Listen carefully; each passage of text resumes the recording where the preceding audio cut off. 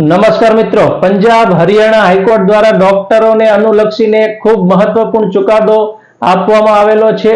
Court દ્વારા એવું કહેવામાં આવેલ છે કે કોઈ પણ દર્દી જ્યારે કોઈ ડોક્ટર પાસે દવા લેવા જાય છે ત્યારે ડોક્ટર દ્વારા જે દવા લખી આપવામાં આવે છે તેના જે અક્ષરો હોય છે તે અક્ષરો સ્પષ્ટ અને વાંચી શકાય તેવા હોવા જોઈએ। આજના ડિજિટલ યુગમાં જ્યારે આવા અસ્પષ્ટ અક્ષરો હોય છે તેનાથી ઘણા બધા ભ્રમ પેદા થાય છે અને ઘણી બધી મુશ્કેલીઓ દર્દીઓને અનુભવાતી હોય છે અને દર્દીને પોતાના જે કેસ પેપરના કાગળો હોય છે તેના જે અક્ષરો હોય છે તે સ્પષ્ટ અને વાંચી શકાય એવા હોવા જોઈએ તેવો મૂળભૂત અધિકાર પણ છે।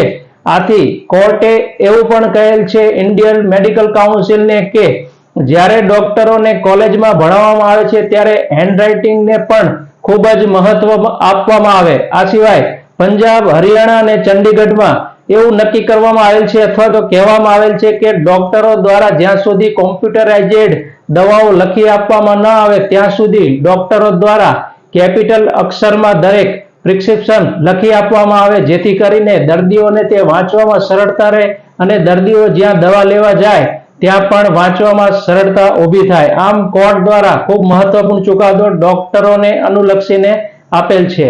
નમસ્કાર, આભાર।